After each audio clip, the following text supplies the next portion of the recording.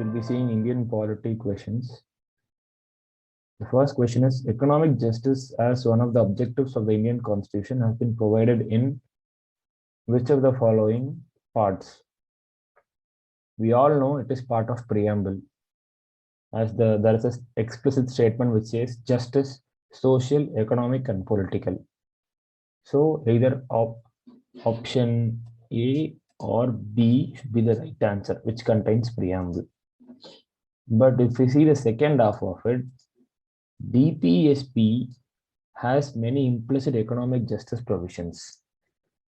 Thus, B would be the correct answer. As we see, economic justice as a principle is present in various directives in the part 4. That is, in one such example would be Article 39. To secure the right to adequate means of livelihood, to ensure equitable distribution of resources, prevention of accumulation of wealth, equal pay for equal work. All such provisions are actually embodiments of economic justice. Okay. So B would be the correct answer, which is the preamble and the directive principles of state policy.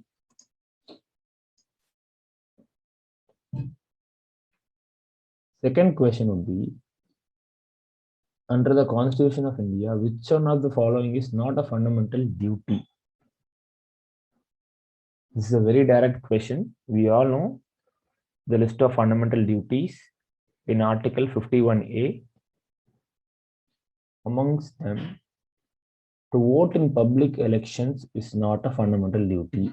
Rest all the three are fundamental duties: to develop scientific temper, to safeguard public property, to abide by the Constitution and respect its ideals. All these are fundamental duties. To vote in public elections is not a fundamental duty. Clear? It's actually a legal right to vote in public elections. So the answer would be A for the second question. Okay. And I would suggest you also refer to the list of fundamental duties, the 11 fundamental duties, and try to have an idea of what they are. Okay, try to remember them. Next question is, with reference to Constitution of India, the directive principles of state policy constitute limitations upon legislative function, executive function. Which of the following is, which of the above statements are correct? Now we all know DPSPs are non-justiciable, which means they are not enforceable by the court. They are not enforceable by the court. Thus, actually, DPSPs are enablers and they are not limitations upon anything. Okay, DPSPs are like the goals to be attained in the future, and thus do not limit the state's endeavor. Okay, they do not limit anything the state is trying to do, but they are like, say the state has a lot of money. In a situation where the state has a lot of money and they want to do something, these are the advices that the Constitution provides to the state that they can adopt, such as equal pay for equal work, etc., etc. Clear? Because of limitations, that is, we do not have enough money, we do not have other facilities, because we are a very newly born state. We could say we have 75 years of independence, but when compared to the other nations in the world, we are a young country. Okay, we are a young nation. We are still a nation in the making. So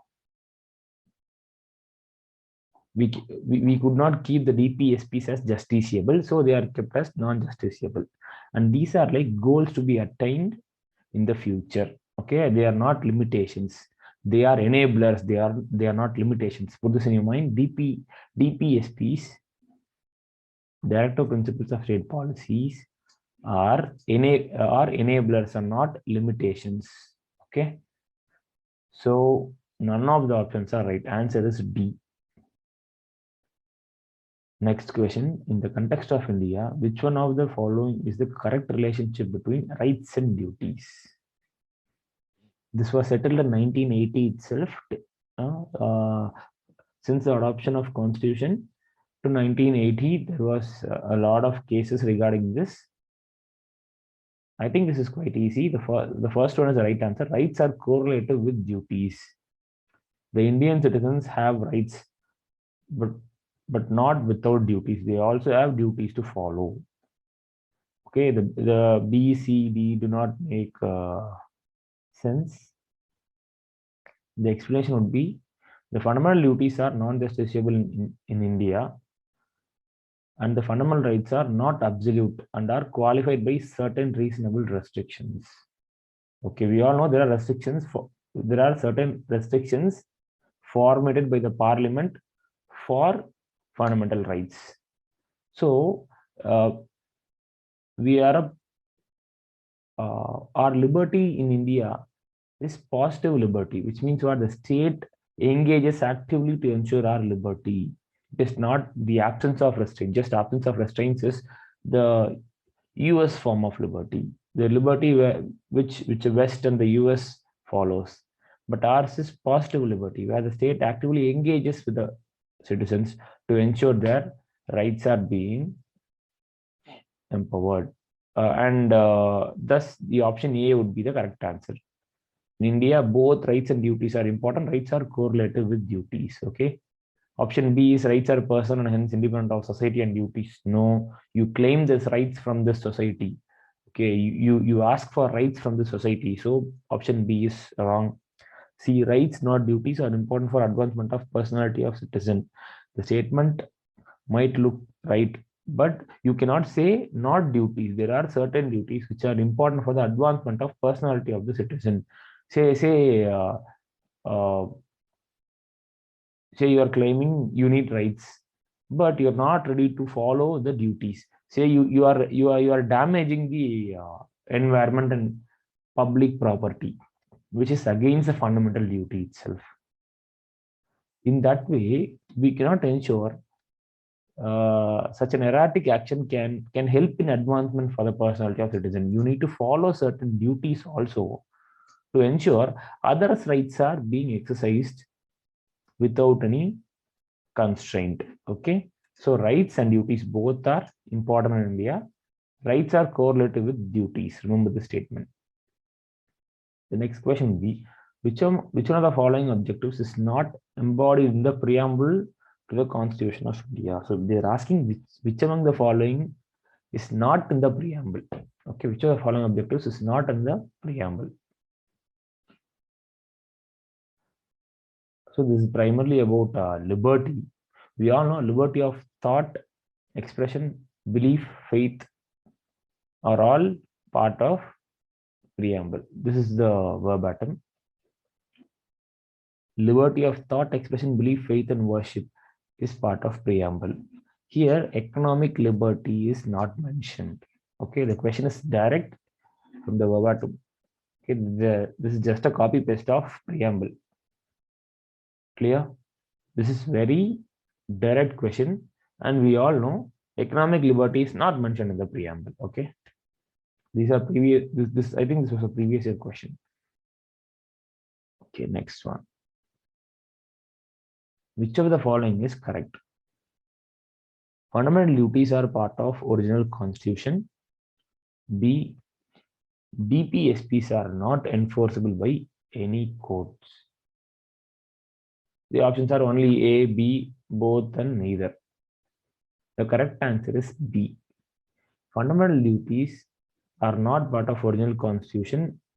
We all know it was added in the 42nd Amendment to the Constitution of India based on Swarang Singh's committee report. Clear? And we all, and in 2002, one more fundamental duty was added. Okay, the 11th one. And these are inspired from the erstwhile USSR Constitution, Soviet Russia's Constitution. Okay, so option A becomes incorrect. And remember, both DPSPs and fundamental duties are non-justifiable. They are not enforceable by courts. So option B is correct, which says DPSPs are not enforceable by any courts, which is true. So sixth one, option A is wrong. The statement A is wrong. Statement B is right. So Answer is option B. Which of the following is or are correct? Fundamental rights are negative in nature as they prohibit state from doing certain things. DPSPs are positive as they require the state to do certain things. Both the statements are correct here. We all know fundamental rights are restrictions upon the authority of the state. It is actually limitation. It is limiting state authority. So it actually it's negative in nature. It prohibits state from doing certain things such as unlawful arrest or double jeopardy, punishing one person twice for the same crime. All these are restrictions upon state. Every fundamental right, if you take, it will actually limit the state's authority. It will say the state has to act this way in this situation. The state cannot take such right from the individual, etc., etc. So fundamental rights are actually limitations upon state.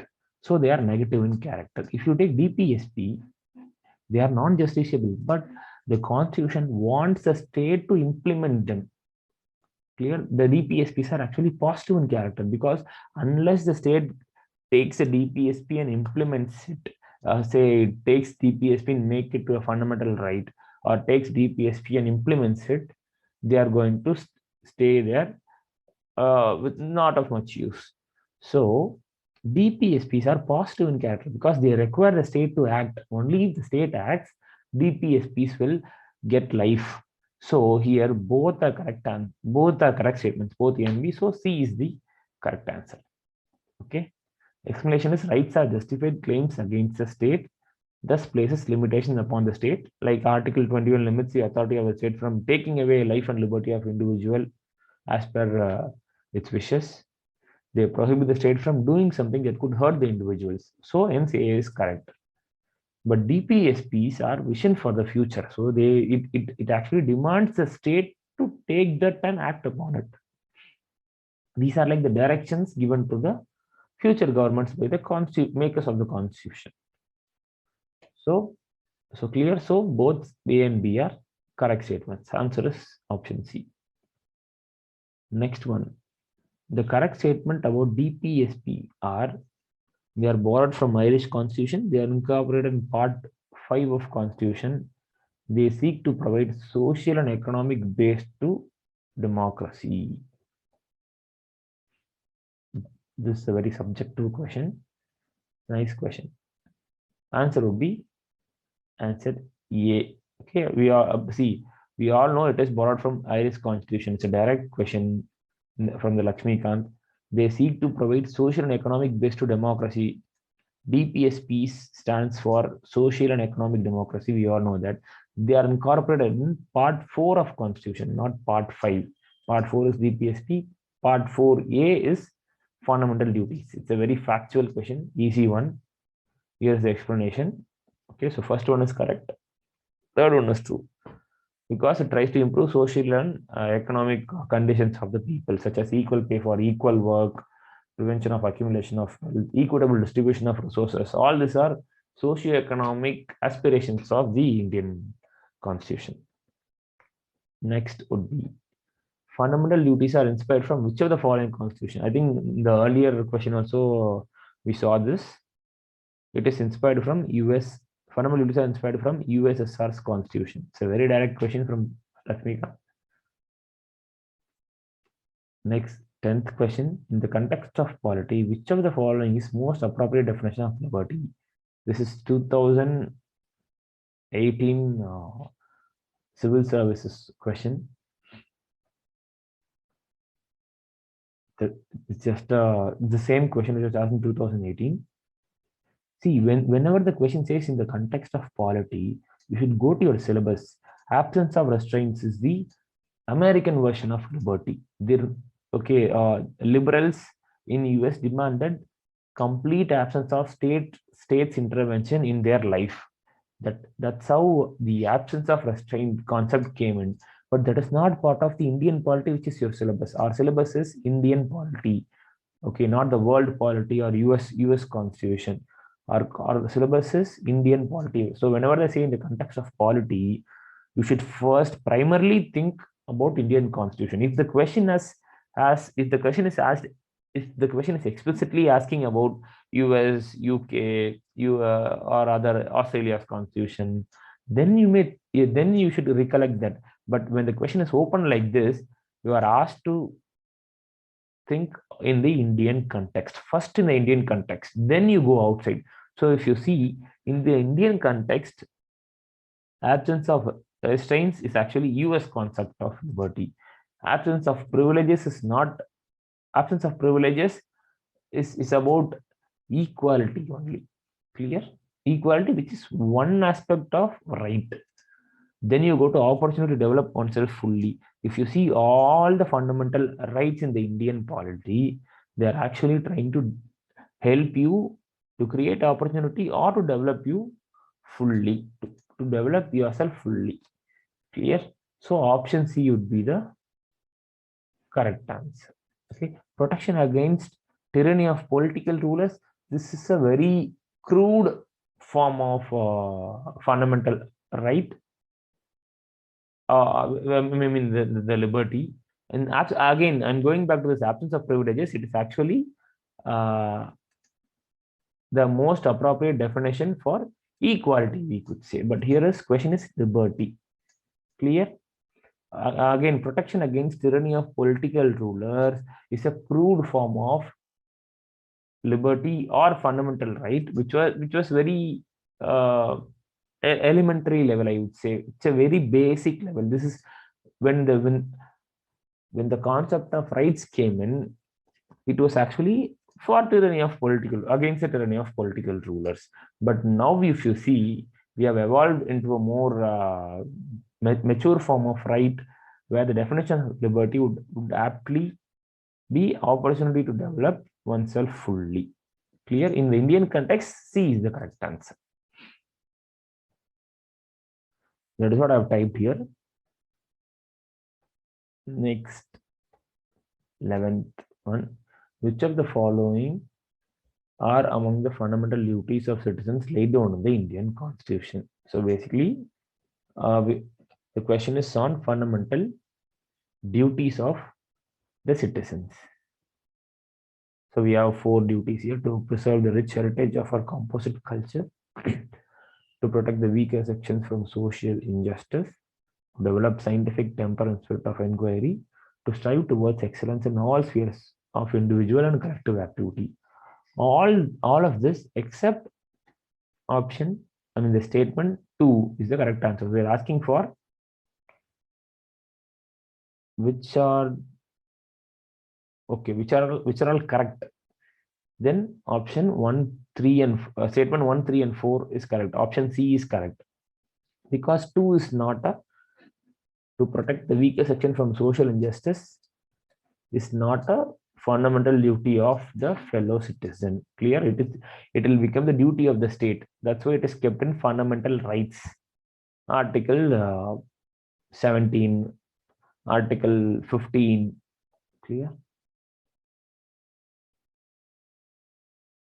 So 1, 3 and 4 will be correct answer. All except 3 is explicitly mentioned in part 4A. That is the fundamental duties. Clear?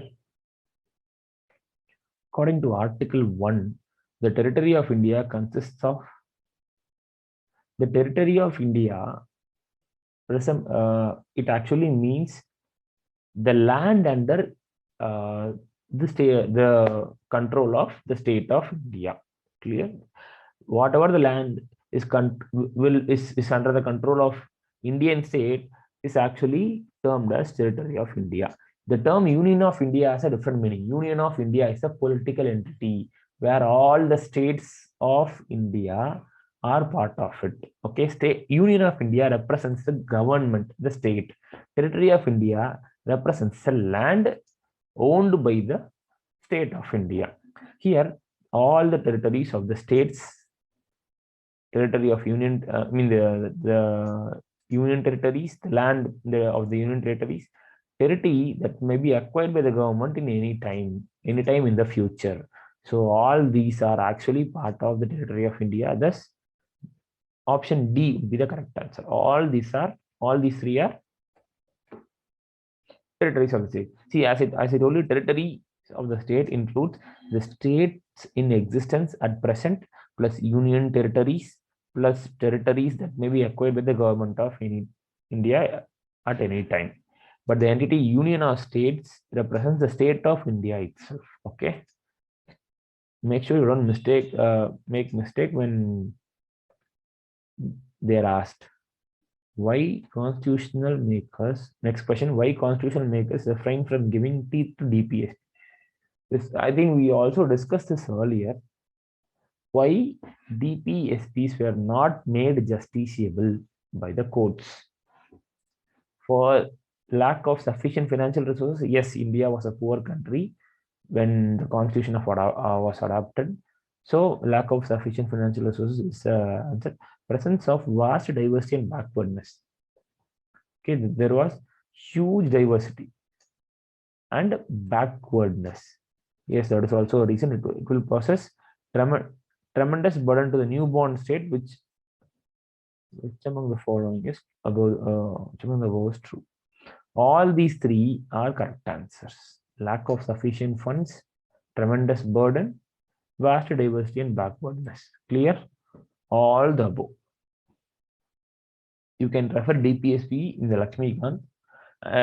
It's a very, even if I think we can solve this question by general logic only. We know we are a poor country, so enforcing DPSPs would be a very tough task if there is no money. So first one, and there is huge amount of diversity and backwardness which we need to address first before we address any other socio-economic condition. So we need to manage the diversity first of all, because consolidation of the state of India itself was a huge task. It went till 1950, we know that. So we couldn't make DPSPs enforceable. And also it will possess tremendous burden on the newborn state, because India was a newborn state, and to manage the political affairs only, it was very difficult. So, and DPSPs were economic and social problems which could wait then. So all the above are correct answer. Next is 14th question. Consider the following statements. The Constitution confers the aliens the right to freedom of expression, but not the right against discrimination in public employment. We know that in amongst the fundamental rights, there are few rights which are not available to the aliens, and there are rights which are not available to enemy aliens. Make sure you read them properly. It might be a potential question.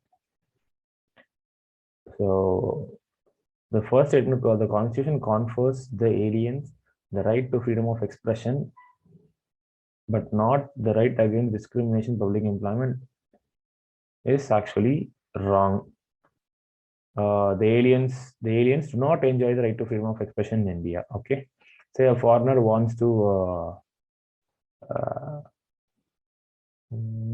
he wants to conduct a protest in the public space. He's not allowed to do so. He doesn't have the right to freedom of expression or any other right to freedom of expression instead in the Article 19, right to movement or right to start business, set up a right to livelihood in India. Those are not available to aliens. Okay.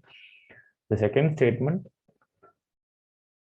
the Constitution denies cultural and educational rights to aliens. The Constitution denies cultural and educational rights to aliens. Okay, so only the correct answer is B2 only. Okay. Next is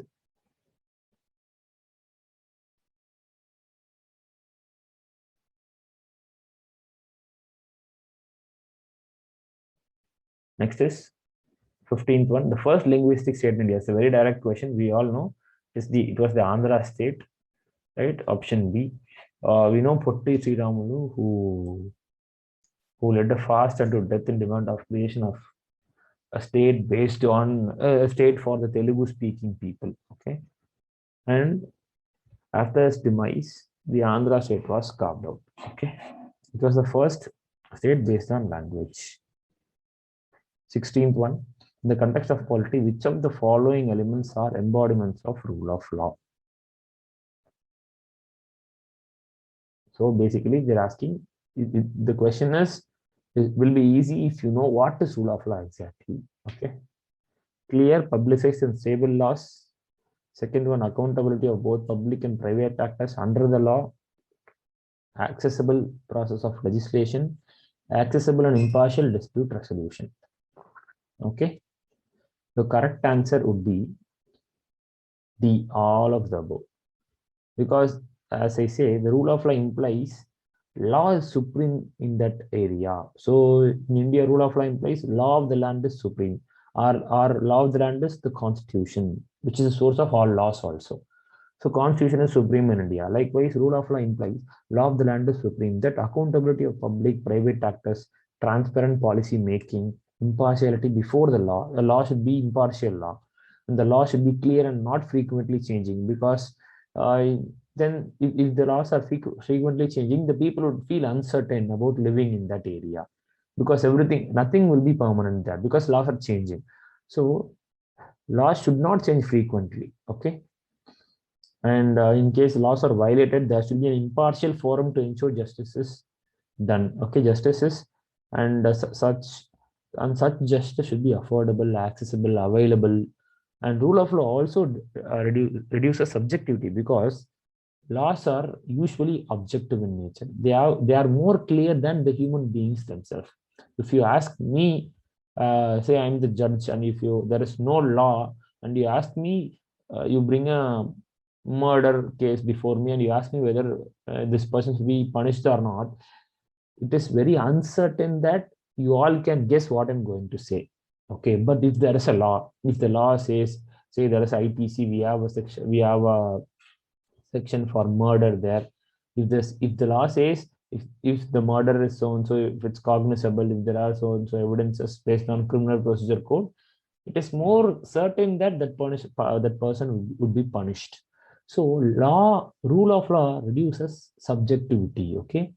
And in decision making specifically, and compared to rule of men, rule of law is more objective. You should know this. Okay, because we all know men are often influenced by emotions, unlike the law. Clear? Thus, all of the above are embodiments of rule of law. Next one. Which of the following writs is issued by the court to a public official asking him to perform the official duties that he had failed or refused to perform? So we all know writs. We can approach the Supreme Court or the High Court to issue writs for various purposes. Here the purpose is to order the official to do his duties. We all know it is mandamus. Okay. Option B, mandamus. Explanation. We all know Article 32 confers the right to remedies for the enforcement of the fundamental rights of an aggrieved citizen. So under Article 32, there are various writs that are issued. Okay, and remember Article 32 is to approve Supreme Court, and for High Court it is Article 2 to 6. So these are the following writs. We all know habeas corpus. It is an order issued by the court to a person who has detained another person. It's usually say if a man is missing, and you want to find that man, you can go to court and file a habeas corpus petition. And if the court orders the police that bring the person or his body before the court, the police will do its duties. Okay, so this is often used in scenarios where there is illegal detention, etc. Next is prohibition. Literally means to forbid. Okay, it is issued by a higher court to the lower court. Say a high court, I mean the Supreme Court to High Court, or High Court to a Sessions Court. Certiorari, in the literal sense, it means to be certified. It's usually issued by a High Court to lower court, either to transfer a case pending with the latter. I mean, either to transfer a case pending with the lower court to the higher court, or to squash the order of the smaller court. Okay. Ex quo warranto, in the literal sense, it means by what authority? It is issued by the court to inquire into the legality of claim of a person to public office. Which means, say, if there is a new DGP appointed to a state in India, and it is not done based on the rules. Okay, there are certain rules which are being violated. So in that case, the aggrieved person can go to the court, file quo warranto. By what authority? How did you occupy this office? Do you have the necessary qualifications, etc.? Like that, the Supreme Court will question him. This is quo warranto. Next is mandamus. Mandamus means we command. Okay, so it is a command issued by the court to a public official asking him to perform his duties that has failed or refused to perform. Say an election commission did not do his duty, because of that your fundamental right is being violated, then election commissioner would constitute state under Article 12. So you can say the state has violated your fundamental right and go to Supreme Court to issue mandamus. Okay, so mandamus is the correct answer. Option B. Which of the following provisions form a part of basic structure of constitution? We all know basics. We'll see the options: rule of law, the mandate to build a welfare state, secure the character of the constitution, harmony and balance between fundamental rights and directive principles. We all know basic structure doctrine was introduced by the judiciary in the famous Kesavananda Bharati case. Okay, and the list of basic structures is increasing. The judiciary is adding new features, new provisions of the constitution as basic structure often. So we cannot have a list of them here, but certainly all of these. See, whenever there's a principle which is in line with the overall character of the constitution, such could be termed as basic structure. So the way to guess this kind of question is, we all know rule of law is very essential to Indian constitution. That cannot be violated at any cost. So it will eventually be basic structure. The list is very vast. Okay, instead of cramming them all, you can go by this way. We all know rule of law is a very essential part of constitution, and we all know India is a welfare state. That is the very nature of our constitution, and India is secular. Next is, we all know harmony between fundamental rights and directive principles in various judgments has been given. So all these are very common facts about constitution. So this could be potentially basic structure of constitution too.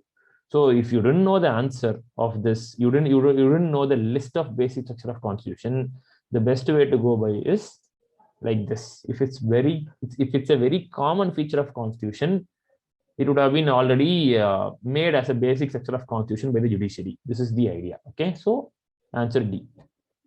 Next one, the category right to freedom in fundamental rights of our constitution consists of freedom to manage religious affairs, right of minorities to establish educational institutions, right to form association, protection and respect of conviction for offences.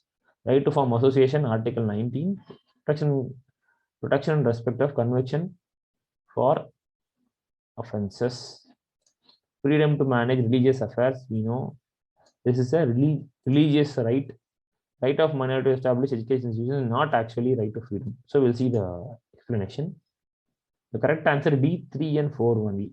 Right to form association, protection in respect of conviction for offences. These two are only the right to freedom. The right to freedom is nothing but part 3 of Constitution that involves Article 19 to 22. Okay. 23 and 24 will be right against exploitation. Article 23 and 22. So here, okay, there is no 23 here. So Article 19, all Article 19, all of them. Okay, right to form association, right to freedom of movement, right to free speech and expression, etc., etc. And 20, we know protection respect of conviction for offences. This says that no double jeopardy, etc., etc. Okay, and article till 22 it is called the right to freedom. Okay, and the right of minorities to establish education institutions is actually a cultural and educational right. Okay, which is article 29 and 30.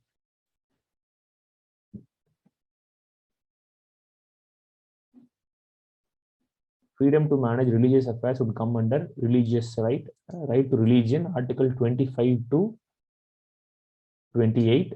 Right of minorities to establish education institutions is article 30. Article 29 and 30 is cultural right. Okay, so they do not come under the ambit of right to freedom. Okay.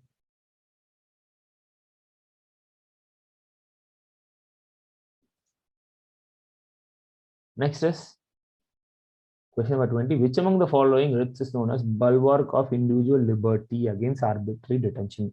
Just now I told you arbitrary detention, illegal detention, against them, which of the following writ is issued? Habeas corpus, to have the body off. That's what it means.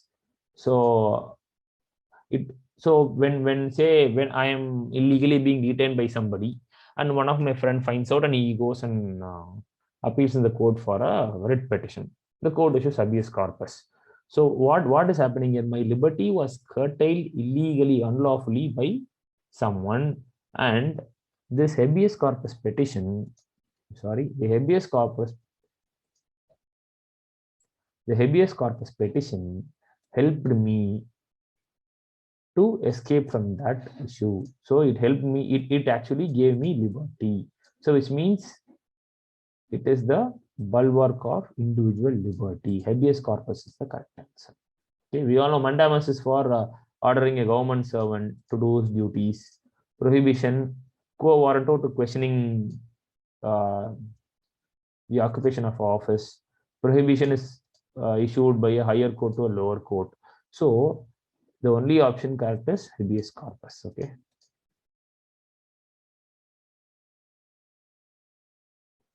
So it's an order issued by the court to a person who has detained another person to produce a body of the latter before it. The court then examines the cause and legality of the detention. It would set the detained person free if the detention is found to be illegal. Here, say this is not available for police arrest and all.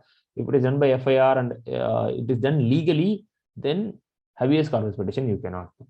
Okay.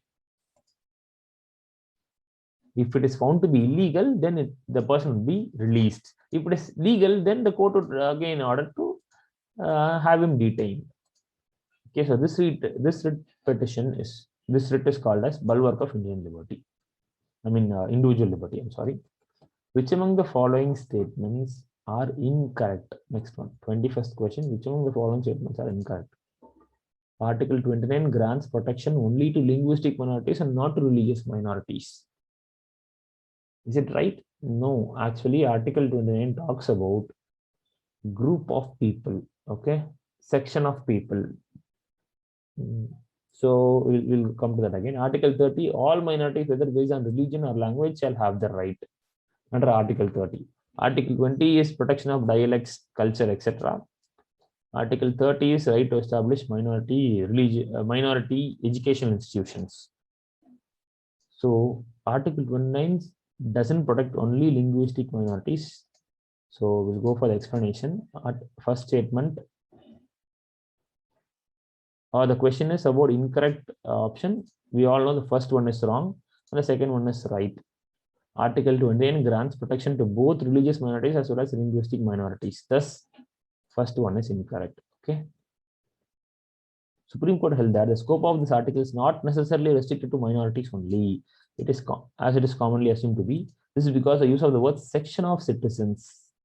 The article uses any section of citizens has the right to protect their culture. That is what Article 29 says. So the first statement becomes incorrect. Article 30 says all minorities shall have the right to establish and administer education institutions. All minorities. So 2 is correct. It could be linguistic, it could be religious minorities. This constitution confers right on any minority group to establish, administer their education institutions, like madrasas, missionary schools, schools run by specific tribal groups, etc. Okay. So Answer A, that is one only, is incorrect. The question is on incorrect statement. Okay. 22. The instrument of instructions contained by the Government of India have been incorporated in the Constitution of the India in the year 1950 as instrument of instructions were part of 1935 Act. They were instructions from the British monarch to govern the Indian state. It was a colony back then. It was a British colony. So these instrument of instructions actually were good governance instructions. Okay, they had many positive futuristic things that were necessary for overall development of a state.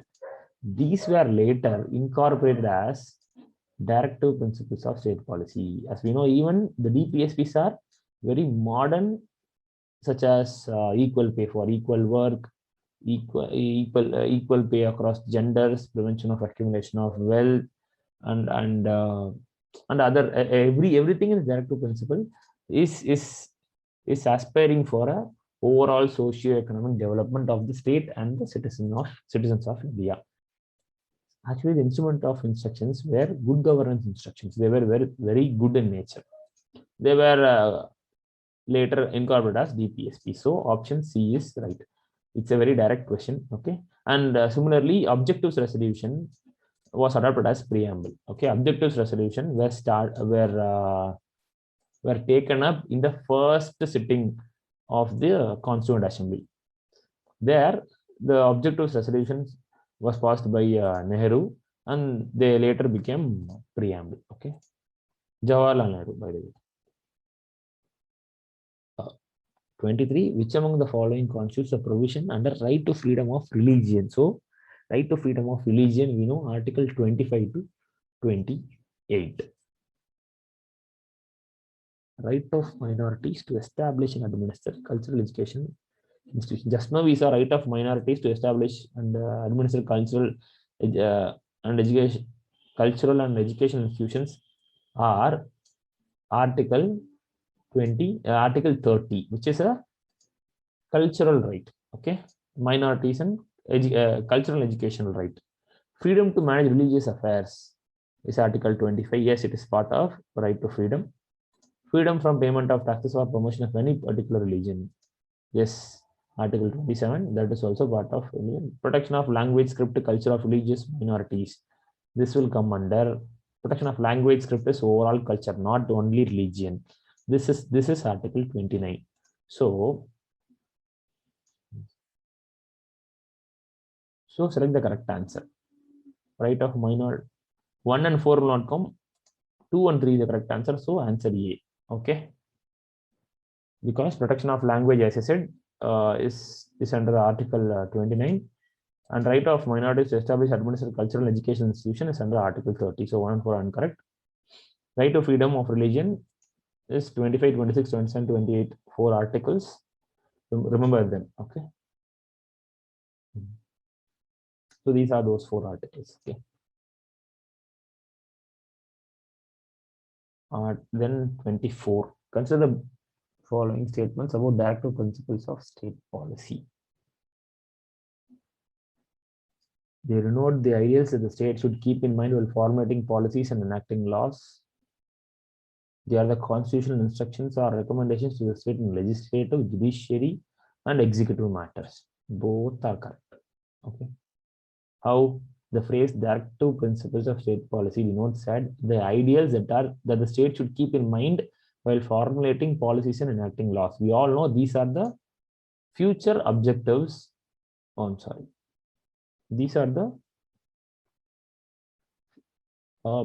objectives of these are the visions and objectives of the Indian Constitution itself. These are the future targets of Indian state. Okay, so the Constitution, the makers of the Constitution wanted these principles to be adhered to whenever the state frames a policy or a law. So these are the ideals that the state should always follow. Okay, they are not justiciable, but they are like a moral obligation.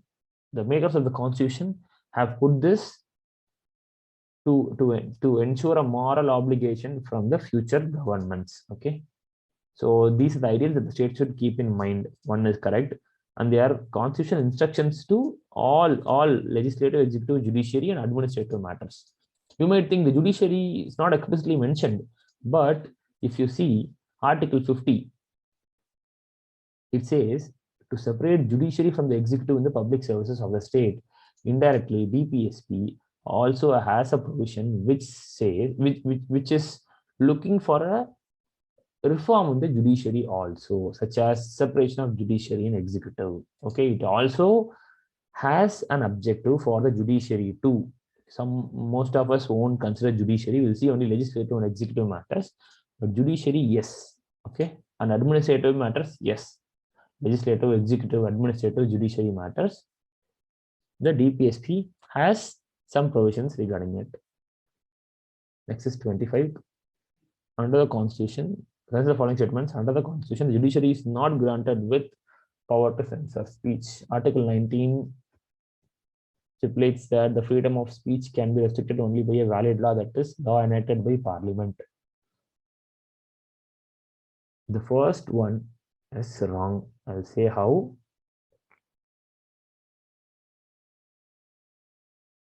Oh, I'm sorry, I misread it. The first one is right. The judiciary is only granted with the power to uphold the rights and not restrict them. The restriction of fundamental rights, restriction of freedom of speech and expression, as mentioned in Article 19.2, it can be done only by a valid law.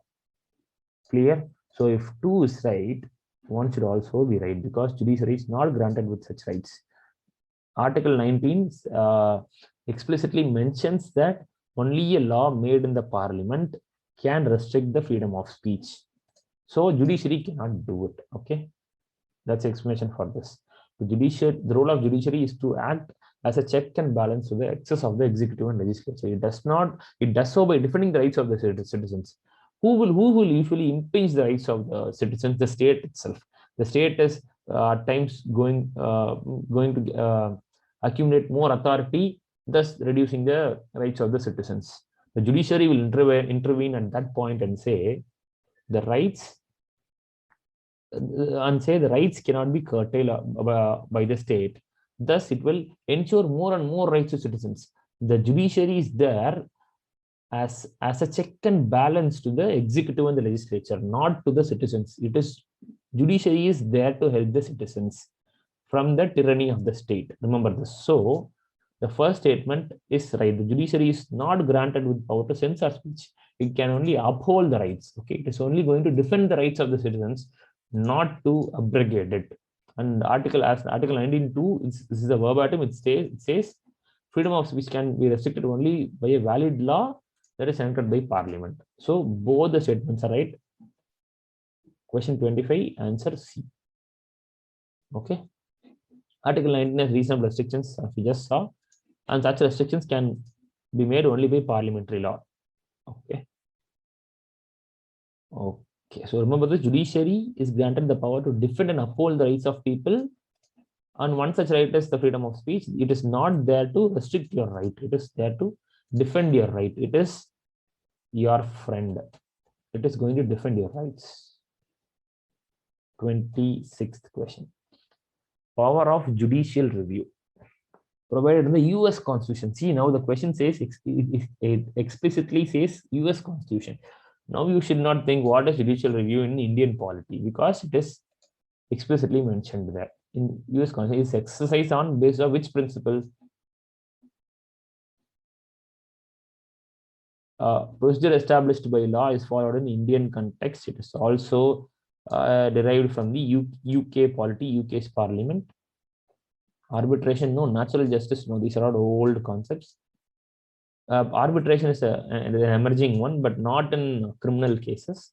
Due process of law is the doctrine which the US Constitution follows. The US judiciary also follows this. See, due process of law. before that, procedure established by law is nothing but adhering to the law. Whatever the law says is right. Law of the land is right. Nothing against the law, nothing above the law. Everything, anything done, anything anything undone should be based on law. That is what procedure established by law means. So we need a written law for anything that is happening in the state. That is only procedure established by law means. Due process of law, on the contrary, means a more it has a more broader sense. It is a doctrine of the US polity where the judiciary is not bookish. Okay, if you say bookish, it means procedure established by law. Whatever the law says, we follow that blindly. That is only bookish. But in US, if you see, they go extra mile to ensure justice. For example, we had IPC section 477, which criminalized the LGBT community. It says same-sex marriages were illegal. It also penalized them. If our judiciary, what did they say initially? They said the Supreme Court said no, IPC criminalizes this, so we cannot allow this in our state. So section 4, they upheld the section 477. They said same-sex marriages are illegal based on section 477. Then later again in NAS Foundation case, what happened is they said section 477 is against the nature itself. That's what they said exactly. It is also homosexuality is also observed in animals. Around, they said certain amount, they said few thousand species or something, they also have this homosexuality character. So it cannot be considered unnatural. And they said, and they abrogated and they struck down section 477 of IPC. This was then based on due process of law. They did not follow procedure established by law. Indian judiciary often shuffles between procedure established by law and due process of law. Wherever they want to maintain status quo, they'll say we are following procedure established by law. And wherever there is a necessity where there is necessity for the judiciary to intervene and change the status quo, they will use due process of law. Clear? But in US, due process of law is followed. There, justice is supreme. Okay, it is not bookish, and they go extra mile to ensure justice is done, even if it means to act extraordinarily, even if it means to act above the law, beyond the law, at times against the law. Okay, thus character of judiciary is a natural result of small constitution with only principles enshrined in it. See, why this character is not in India? Because in Indian constitution, everything is mentioned in the constitution. It is a bulky constitution which almost has everything. But if you see in US, the constitution is very small. So the judiciary has an upper hand there because they need to interpret that every time. So due process of law is most suitable for the US constitution. Clear? In Indian constitution, it is long enough to include most of the principles, values, and even the smallest details. Thus, we follow procedure established by law because we almost have law for everything. We almost have coded law, written laws for everything, unlike the USA. Okay. Just a second. Okay. Next question, 27. What are the remedies to a person whose right to speech and expression, that is Article 19, is curtailed by the members of his community? So you are staying, say you are living in a village, in a town. What happens is your family, your friends, your group of people, or the members of any other group, they are curtailing your right to free speech and expression. Say your neighbor is curtailing this. Okay. What are the options available before you? He can move to the Supreme Court under Article 32. Free speech and expression is a fundamental right is being violated. So you might think you can go to Supreme Court under Article 32. Or also you have writs with the High Court under Article 226 for violation of fundamental rights. You can move to High Court also. Third one, he only has original legal remedy through lower courts. Which of the following, which among the above are correct? You might think it is a fundamental right. When fundamental rights are violated, you can approach the Supreme Court under Article 32 directly. Okay. Or you can go to high courts. You might think A1 and 2 are right, but you are wrong if you think so, because these fundamental rights are available against the state and not against individuals, which means what? If the state is violating this, you can approach the Supreme Court. If the state organ is violating this, for example, say, as I said, the previous example, during elections, the election commissioner is ordering something which is affecting your freedom of speech, or the district collector ordered something which is affecting your freedom of speech, or there is a law that is affecting your freedom of speech or any other fundamental right, say your right to religion or your right to move across India, right movement, I meant. So all these rights, if violated by a state or an order of the state, then you can go to the Supreme Court for remedy. But when such violation is done by the individuals, if the members of the community are curtailing the right to freedom of speech and expression, it is only an unlawful act. Remember, our constitution explicitly, our constitution says, whenever the violation of law is, whenever the violation of the rights is done by the state, you can go to the Supreme Court for remedy.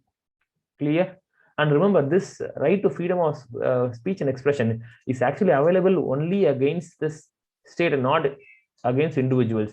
Say you cannot go and shout across the hall to your neighbor and say, I have the freedom of speech and expression. No, your right is not available against your neighbor.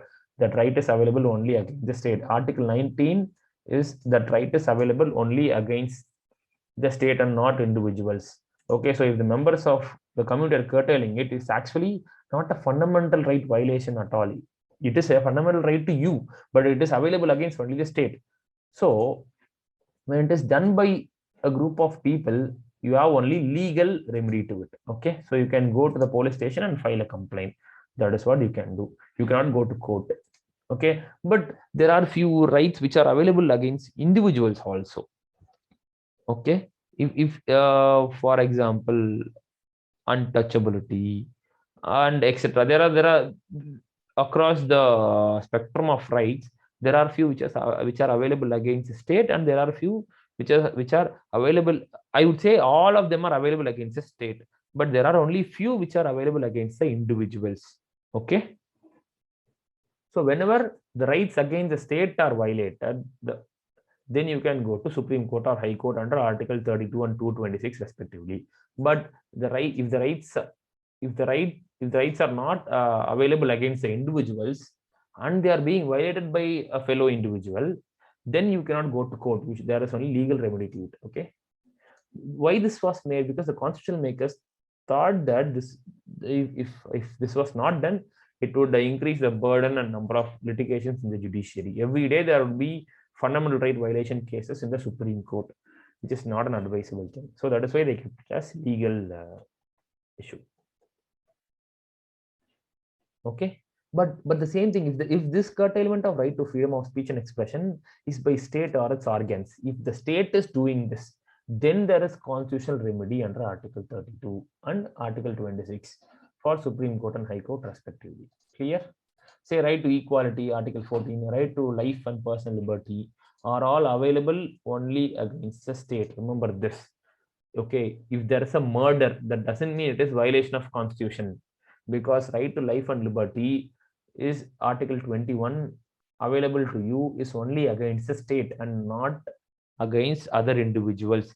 So if there is a murder, we cannot claim it as a constitution violation of constitution and go to court.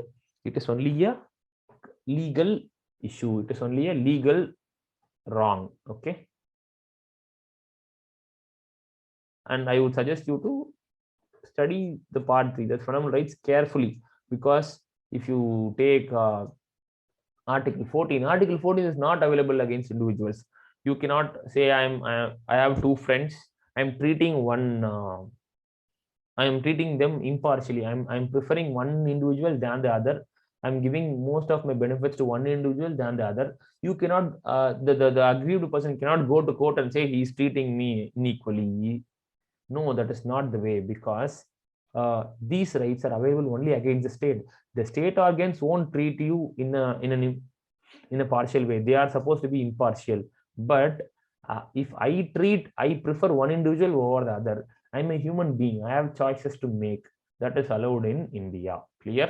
If the state is violating such rights, then there is remedy. All the rights are available against the state default. But there are only few rights which are available against individuals also. Okay. A careful study of part 3 in the Lakshmikant will help you to understand what are those rights. Okay. Because just mentioning them here won't help. You should study and understand it. Next question. So here the answer is C, 3 only. Okay, if such a fundamental right is violated by his community, is curtailed by his community, he only has ordinary legal remedy through lower courts. He has to go to the sessions court, like that, district court, I meant. Next is 28. Based on various judgments, which among the following are protected as an intrinsic part of the right to life and personal liberty? There is an exhaustive list in the Lakshmikant also.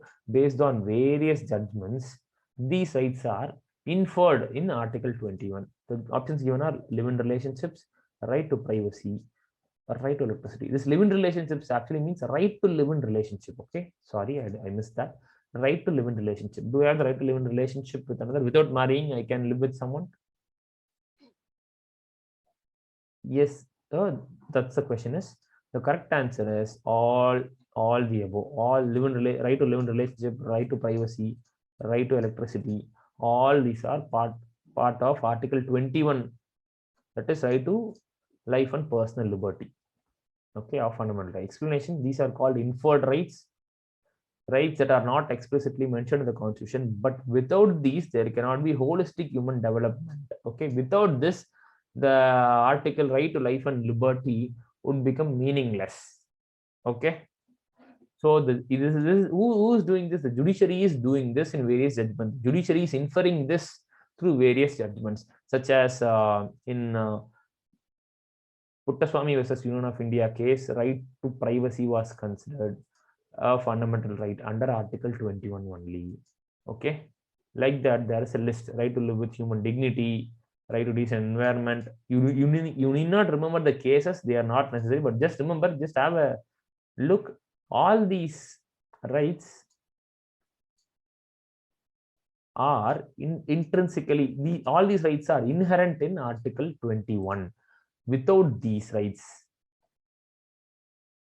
Article 21 cannot be meaningful. Okay, right to fair trial, right not to be driven out of state, right to road in hilly areas, right to information, right to reputation.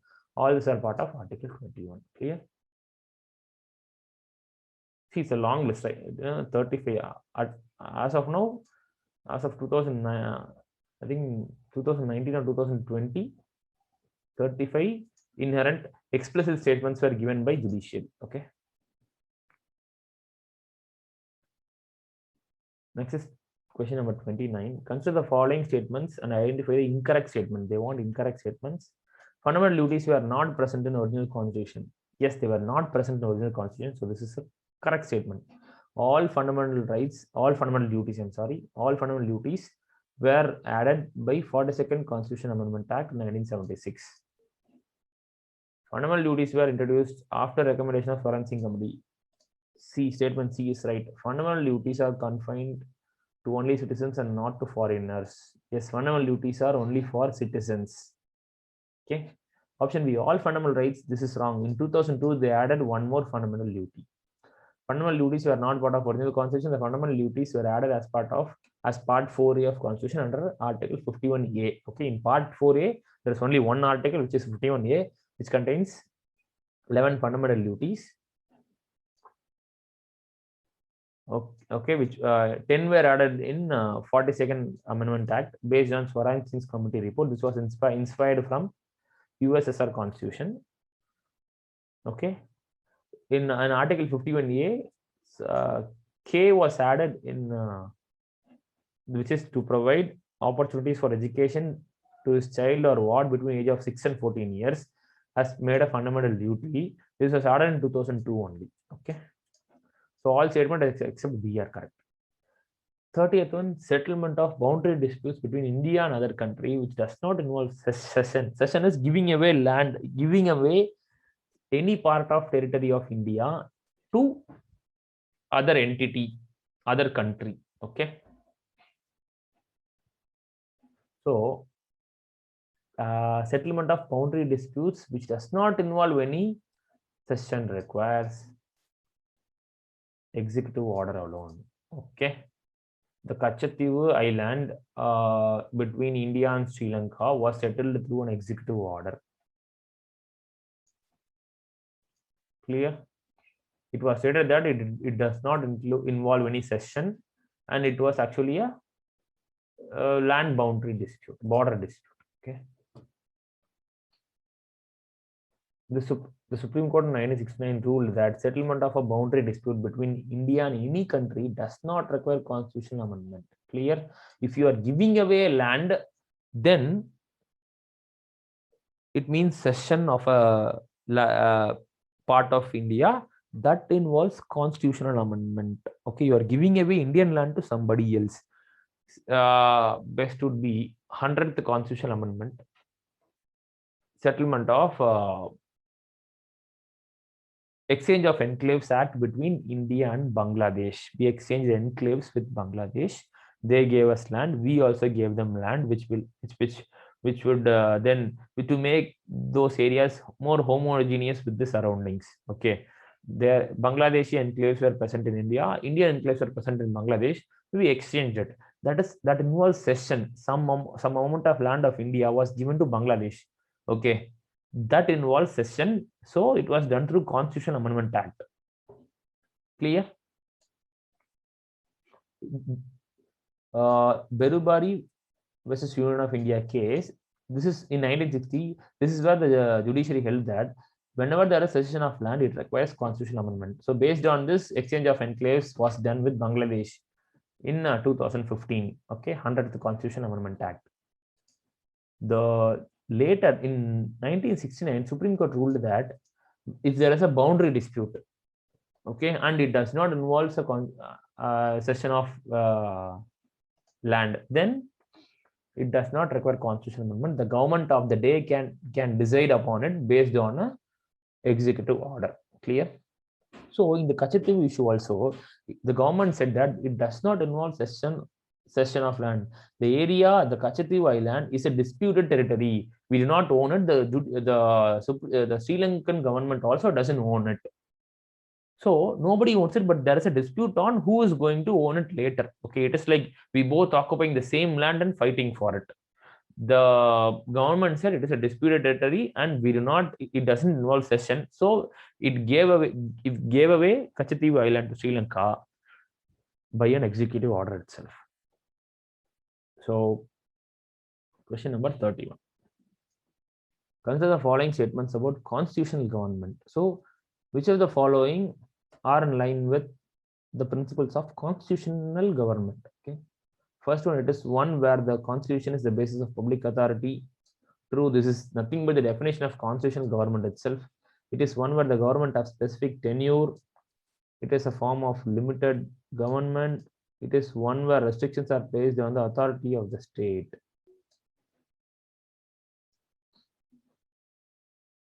We'll go from the statement 4.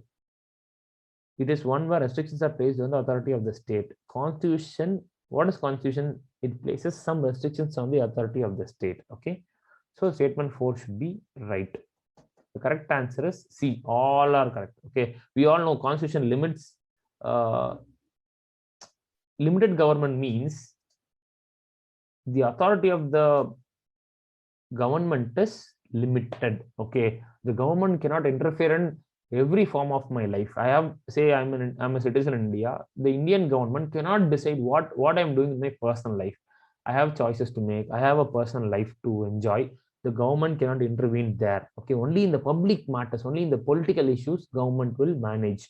That is called limited government. Okay, and the restrictions are placed on authority.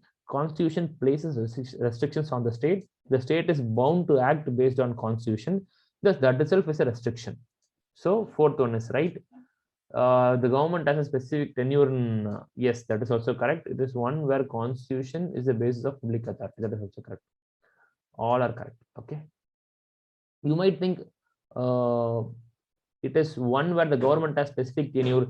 This is actually a part of a principle of democracy. Okay. But with evolution, I think in today's context, that is also considered as a part of constitutional government only. And moreover, if you take option 2, there's no option 1, 3, 4. Clear? 1, 3, and 4 is correct, but there is no such option. Okay. So eventually C becomes correct. But remember, in present context, a government with a specific tenure is also becoming an important principle of the constitutional government. So answer C, all are correct. Question number 32. Consider the following statements with reference to judicial review in India. It can be done only for a legislative action and not for executive actions. No, judiciary has a very important article with it, Article 142. It uses Article 142 to do complete justice in the Indian context, okay, in the Indian polity. So using Article 142, the judiciary has reviewed executive actions also. So first one is wrong. It cannot be done only for legislative actions. It can be done for both executive actions also. The phrase judicial review has been mentioned in Article 13. No. Article 13 just says laws inconsistent with fundamental rights shall be declared null and void. That is all it says. Judicial review, the phrase is not mentioned anywhere in the Constitution. Third statement, 9th schedule is outside the purview of judicial review as mandated by the Constitutional Amendment.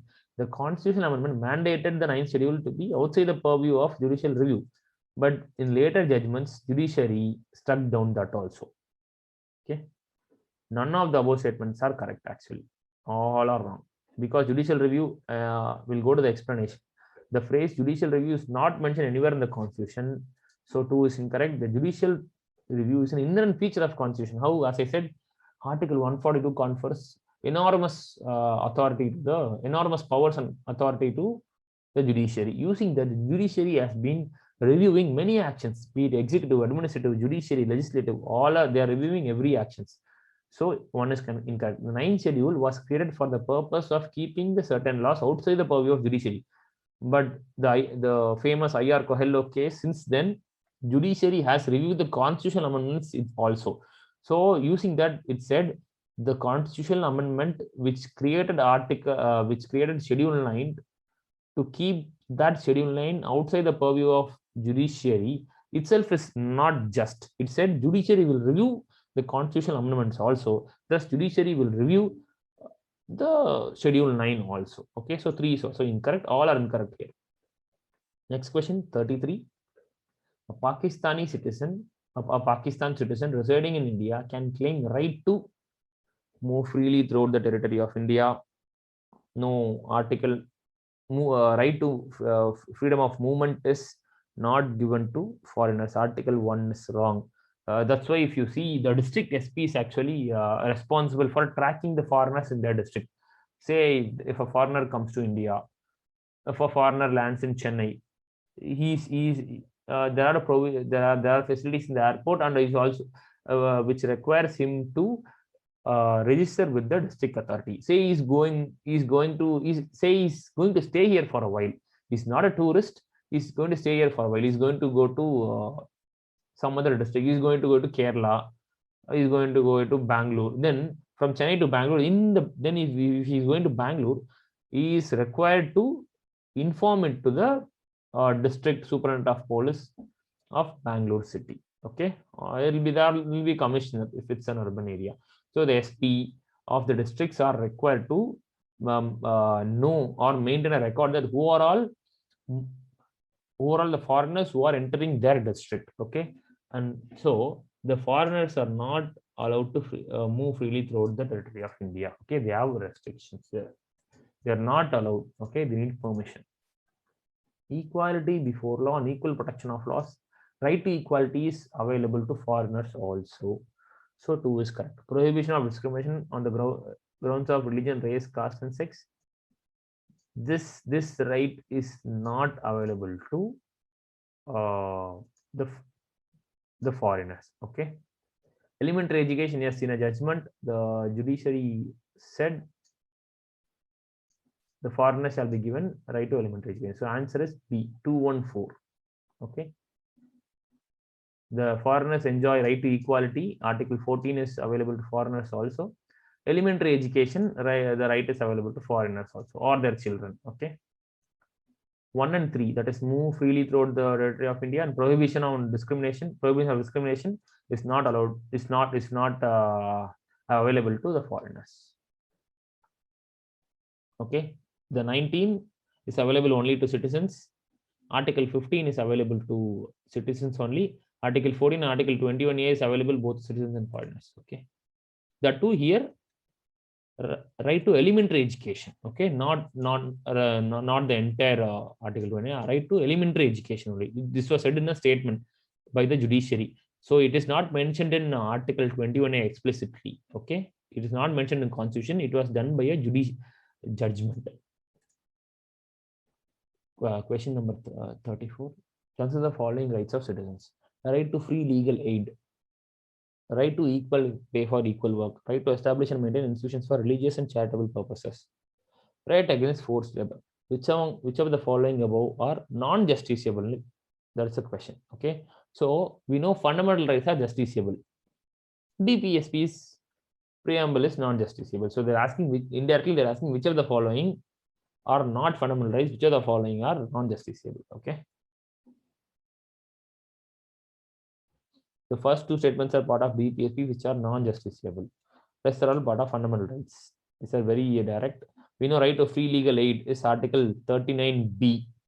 39, not subsection B, 39B, an amended new article to the DPSP section. And right to equal pay for equal work is also a DPSP. Okay. So these the statement 1 and 2 are non-justiciable. Statement 3, right to establish and maintain institutions for religious and charitable purposes, is Article 26, available under right to freedom of religion. Right against forced labor, Article 23. Okay, that is right against exploitation. That is also a fundamental right. Statement 3 and 4 are justiciable because they are part of fundamental rights. So A, that is statement 1 and 2 are alone are non-justiciable. Okay. Question 35, Citizenship Amendment Act 2019. This is a current affairs, or I would say it's in news also. They're asking, the act grants citizenship to refugees from which of the following countries? Pakistan, Afghanistan, Bangladesh, and Myanmar. I think it's very easy. It's very direct also. We know the Citizenship Amendment Act of 2009 legalizes who came into India from Afghanistan, Bangladesh, Pakistan before 2014 December. Okay. This was announced. So they had a cutoff date 2014 December. And they belong to non-Muslim religion. Okay. Non-Muslim faith, that is Hindu, Sikh, Buddhist, Jain, Parsi, or Christian religious group. Why non-Muslim? Because these countries are themselves Muslim majority countries. The people who are persecuted there are Hindus, Sikhs, Buddhists, Jain, Parsis, and Christians. So they are given, they are now being enabled for Indian citizenship. They won't be considered as illegal migrants. Thus, if the individuals who are migrating into illegally coming to India are considered as illegal migrants, they're not eligible for citizenship. Only people who migrate to India legally are eligible for Indian citizenship.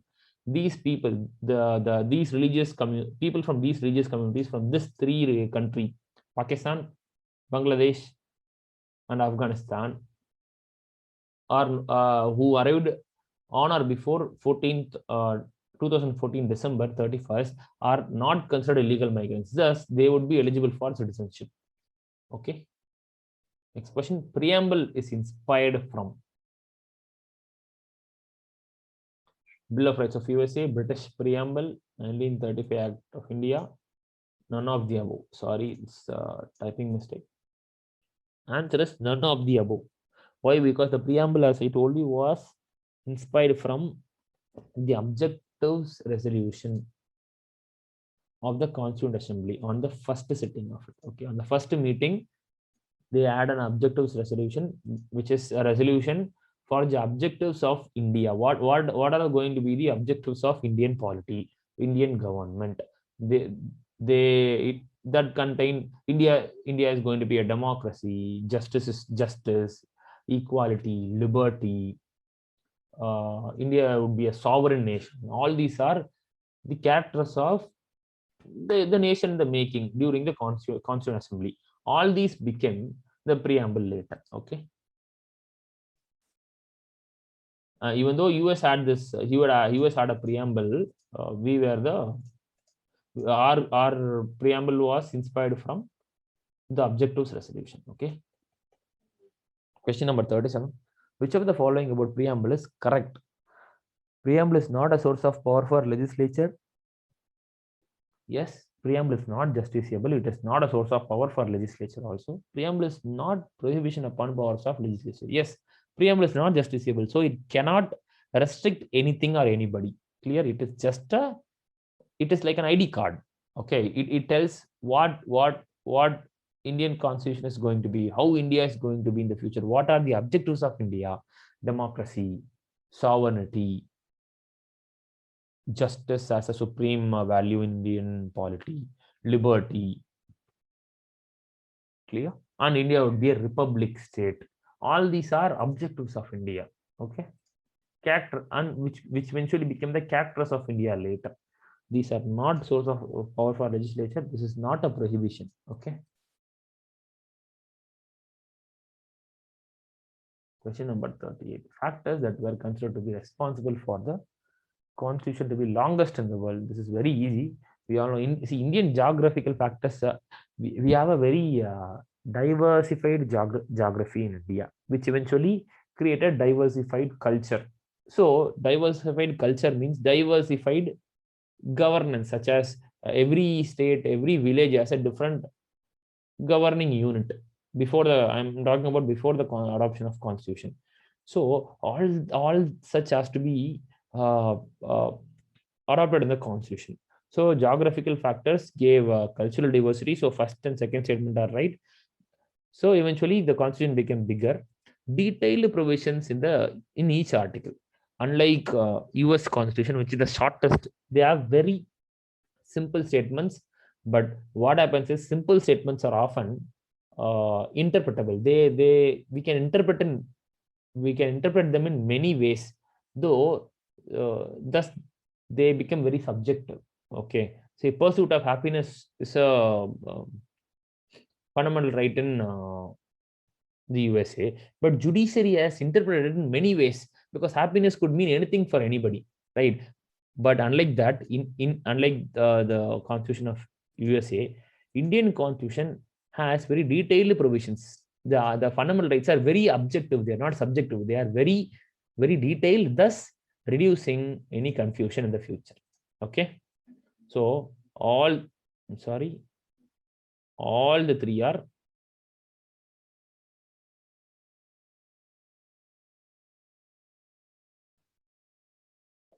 three are responsible for Indian Constitution to be the longest in the world. Okay. Concurrent list in the schedule 7 of Indian Constitution was inspired from direct question. It's Australia. See, there are many such facts in the Lakshmikant book. Please refer to it, such as where did we get our federalism, quasi-federal they call it. But please use the word federalism with a strong center. This was inspired from Canada. Federalism, where it means rule of law. And there are many republicanism, where did we inspired from? Okay, so there are many such facts in the Lakshmikant book. Please have a look at it. It even though they are not very possible to ask, but when they ask, no, it will be you will feel very guilty for not reading it. So please know that Australia, the concurrent list concept in Schedule 7 was inspired from Australia. We have DPSPs from Irish Constitution. Like that, please know the inspirations. Okay, then please refer Lakshmikant and have the entire fact. Okay, cram it up, or with time you can easily recollect it. But make sure you read the inspiration, because it is not going to be a very serious potential question in the exam. But when they ask, no, what if they ask, what if it's an easy paper and they ask, and if you don't know, you'll regret it. Okay, so please do that. Consider the following statements. 48th question. Parliament may by law abrogate the fundamental rights of the members of the armed forces. This statement is right. It is mentioned in Article 33. State legislature may by law restrict the fundamental rights of the members of the police forces. Fundamental rights and anything and its affairs is with the Parliament, not with the state legislature. Remember, we have one set of fundamental rights to all the citizens. We have only one citizenship. Okay, that is the citizenship of the Union of India. We do not have dual citizenship, and also fundamental rights are same to all. Thus, to maintain uniformity and also resembling the unitary nature of the Indian polity, such authority is given to Parliament only. Parliament can only by law restrict the fundamental rights of the members of the police forces or uniformed forces. Okay, so first statement is right, second one is wrong. Answer is A1 only. Article 33 imposes the Parliament to restrict or abrogate the fundamental rights of the members of the armed forces, paramilitary, and the other analogous forces. The objective of this provision is to ensure proper discharge of duties and maintenance of discipline. These uniformed forces are necessary for the security of India, which in turn is to protect the Constitution of India itself, okay, to rights of the people and to the security of the state. So to ensure they are properly discharging their duties and discipline is necessary, and that is to ensure that Parliament is given the authority to restrict or abrogate their fundamental rights. And remember, power to make laws under Article 33 is conferred only to Parliament and not to state legislature. Any such law made by Parliament cannot be challenged in any court on the grounds of or contravention of any of the fundamental rights, because this is also explicitly mentioned in the Constitution itself. Article 33 itself says, see, till Article 32 it is about rights, and 32 is to is itself a fundamental right to constitutional remedies. But 33 says explicitly, it says a law made by Parliament can abrogate the fundamental rights of armed forces, and such law cannot be questioned on the court of law. Clear? So the answer would be A1 only. Okay, and that's the end of polity section. We have discussed 40 questions. Hope this was very useful. Thank you.